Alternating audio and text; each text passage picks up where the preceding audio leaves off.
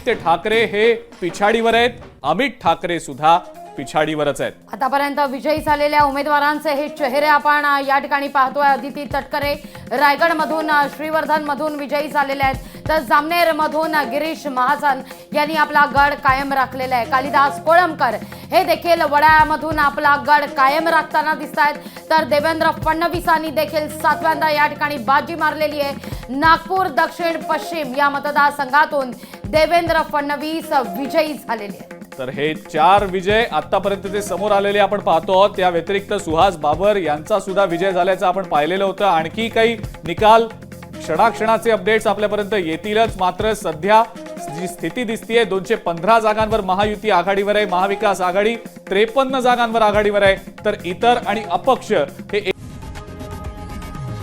लोकशाही मराठी ऐका, पहा, जागरूक रहा।